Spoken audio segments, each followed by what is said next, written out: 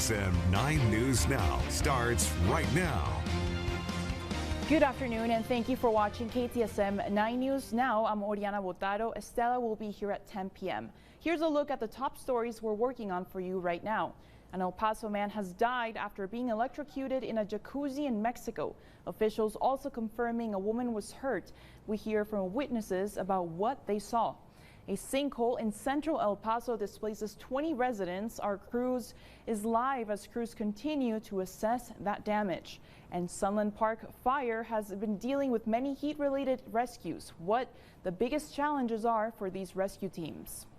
But first, let's get back to our breaking news of the day. A chase has ended in a rollover crash, and so far we're told at least 8 people have been hurt. This is all according to an El Paso Fire spokesperson. It happened in the area of Donovan and Sunset, and this map gives you an idea of where authorities are right now. Now turning to a video from our traffic cameras, you can see crews on the scene. Fire officials have declared this as a mass casualty situation. Our crew is on the way right now and will be bringing you more updates as we learn more throughout our newscast.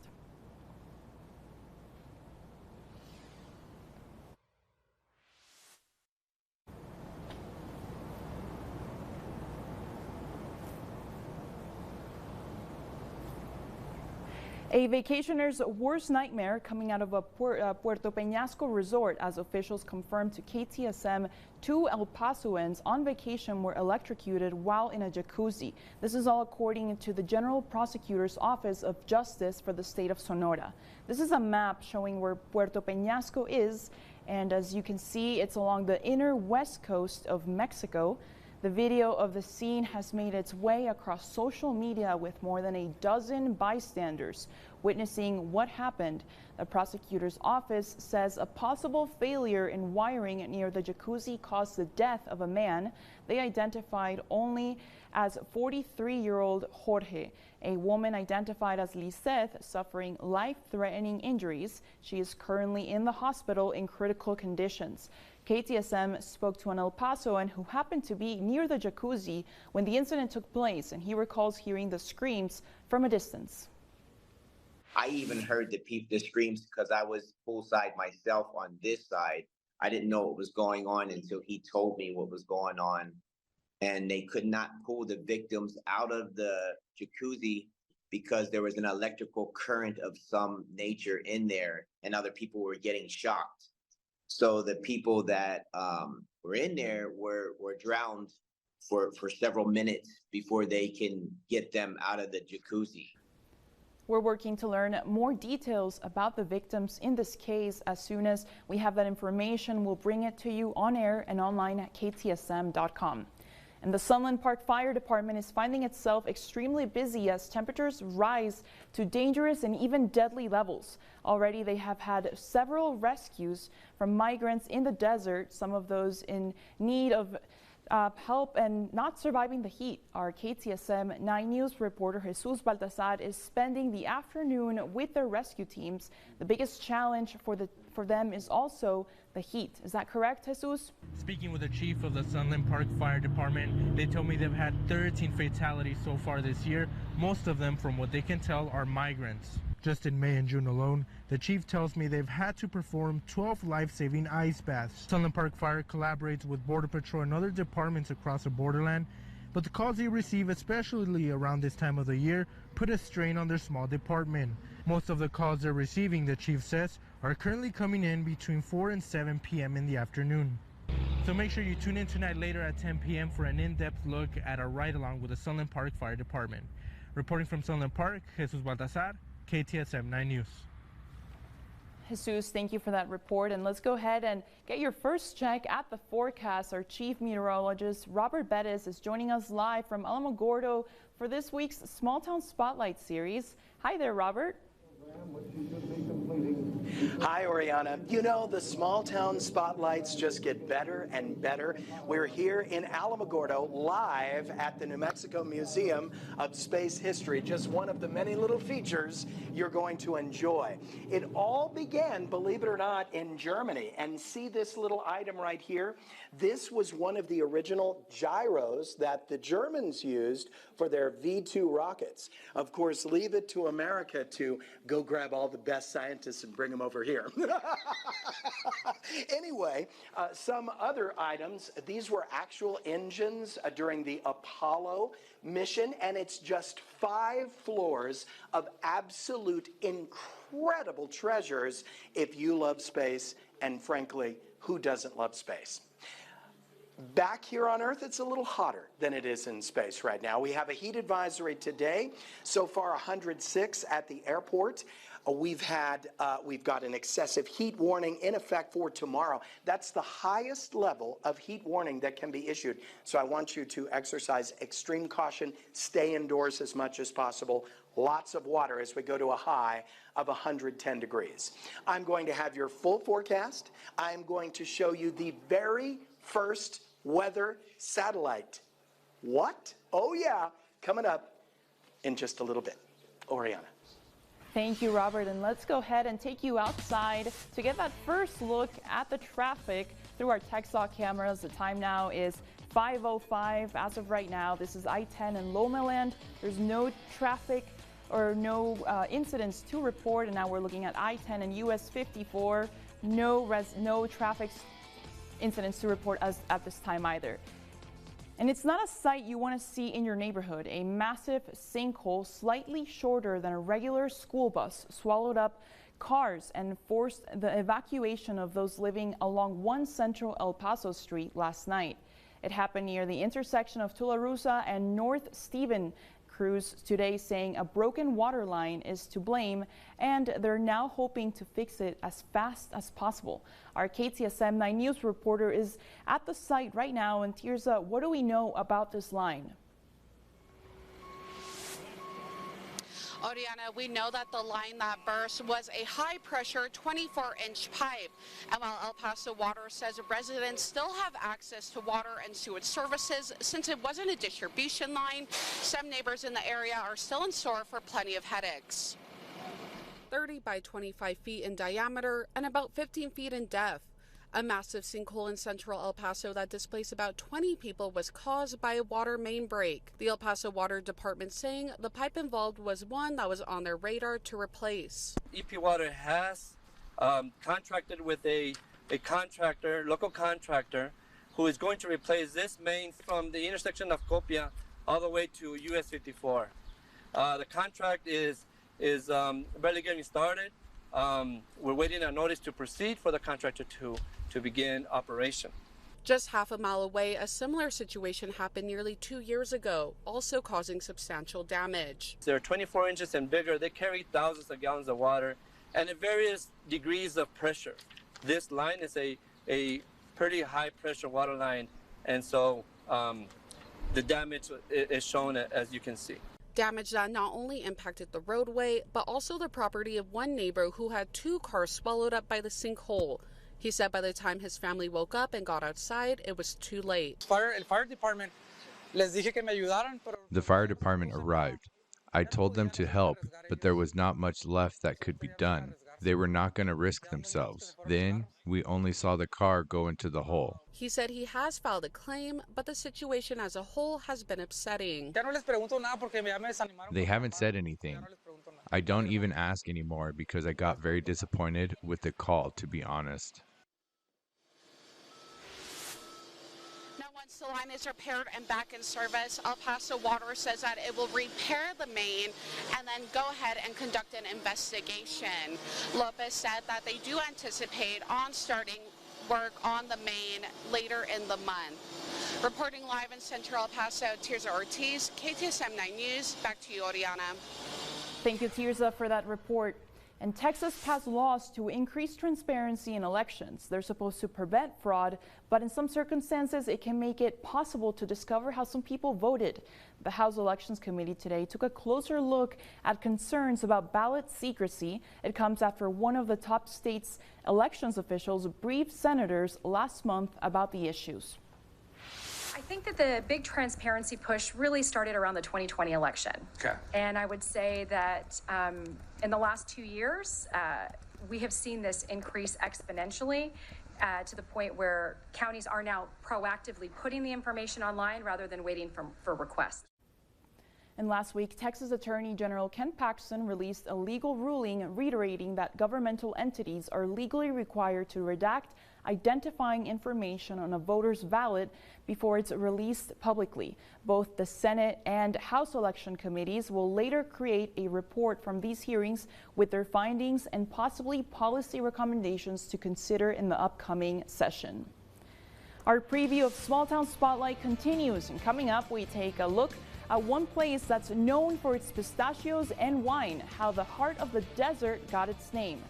Thanks for watching KTSM 9 News Now, putting local first. Local Weather Authority, Robert Bettis, the Borderlands' only certified broadcast meteorologist. You know, I kind of grew up in Alamogordo. It was my second home, so my grandparents lived here.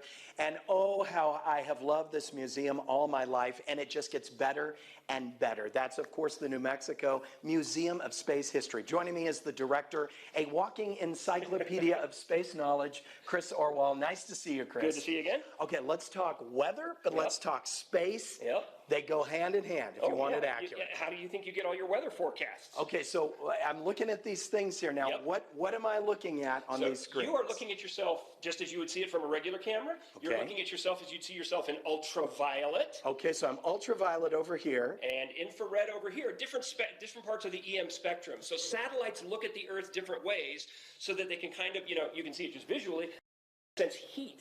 Because you can actually look through clouds with things like this and ultraviolet, etc. Don't need the sun. You can see the clouds exactly, at night. Yeah, so you can see how hot everything is. This is absolutely critical to my profession. What is this thing? So this is a Tyro satellite. This is one of the engineering models of the Tyro satellite, which was the world's first weather satellite, launched back in 1960. 1960. And look at the image. It could only do a visual, right? Yep, could only do a visual and not very good. But hey, you could detect things like a hurricane. You could see clouds. You could see weather patterns forming, etc. So yeah, there it was. Incredible. Okay, let's talk your exclusive 9-day forecast. And unfortunately, it is not a good one at first. We are under an excessive heat warning for tomorrow. I predicted 110. I've been going that temperature for a while. I believe it will be our hottest day because the high pressure will reach its crescendo. It will be dangerous. I want you to limit your outdoor activities. I do not want you to think, because we live in the desert, that you can't be affected by heat exhaustion. We can expect it to be a little bit cooler on Friday with 106 as we cruise into Father's Day weekend. Saturday, 103 and sunny. Goes back up a little bit with hot breezes for Dad at 105. A little bit windy, dry, hot, gusty winds on Monday, 105.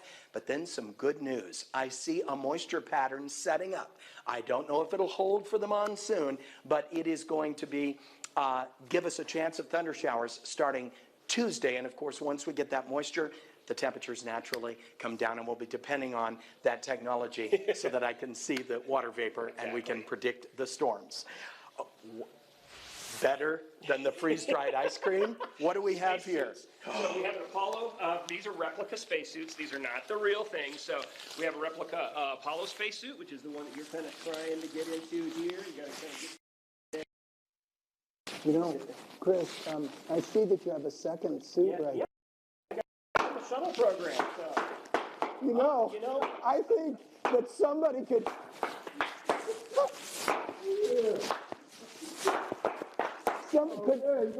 Chris, Bobby Bones from the Charlie Kirk Automotive Group.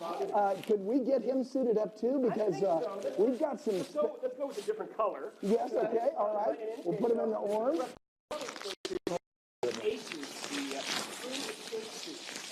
Is what this is a replica of. It's very, very comfortable. Come on. Hey, and it's Father's Day weekend. Come on, let's go. Okay, more with the music and more fun with space. You stay at TSM 9 News. Welcome back, and today is Wednesday, which means our crew is out in the community for Small Town Spotlight. And today our crew is in Alamogordo, and joining us now to give us a preview is Andy Morgan and Monica Cortez. Hey guys, how's it going out there? Hey Oriana, having a blast here at the New Mexico Museum of Space History.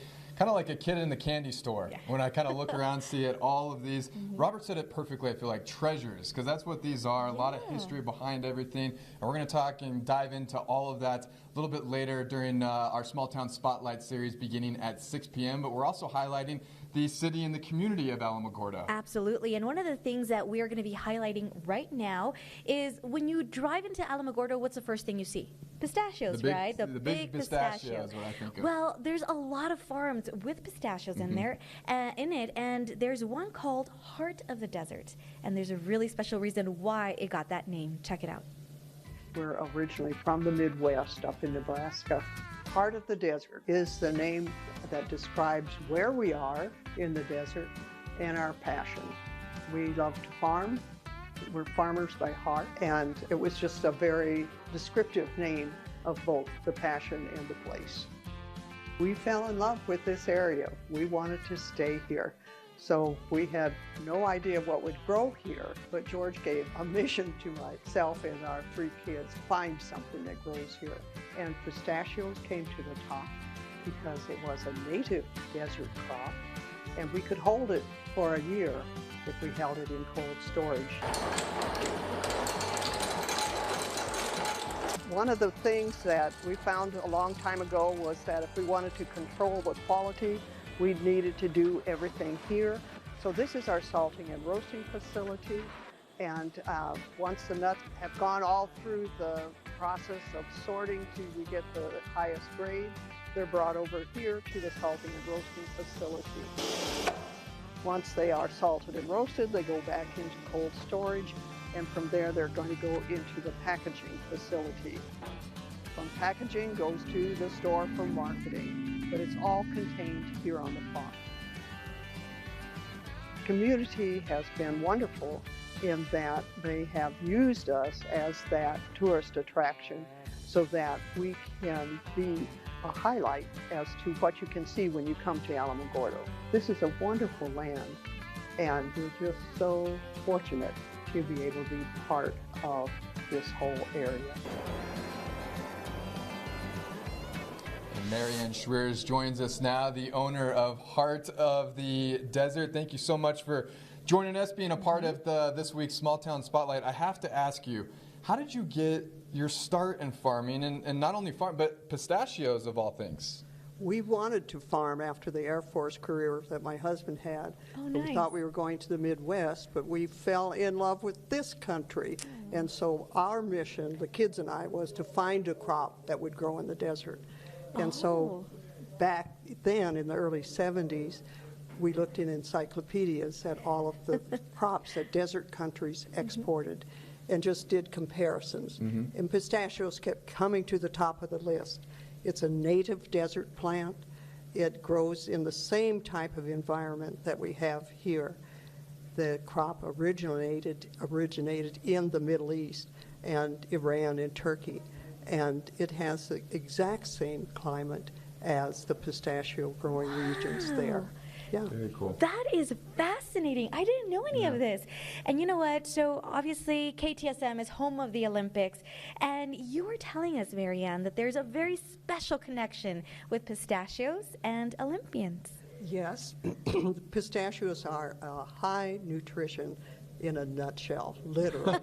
Literally. I love that. Yeah, and so many of the Olympic teams go to pistachios as their snack food after their workouts because of its qualities. It's a complete food, has all the amino acids, and is a wonderful energizer. What?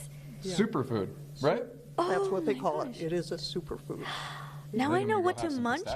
pistachios. Yeah, right after the 7 o'clock, we eat pistachios and we're ready to go for the I think I saw you had some too. I brought you some. No We're gonna be way! eating pistachios here real We're going to be soon. very energetic. Thank you so Yeah, much, Marianne. Marianne. Thank you Thanks for for being asking us yeah. here. We appreciate you. Of course. Marianne, thank you. Well, don't go anywhere, guys. We still have a lot more to share with you right after this break.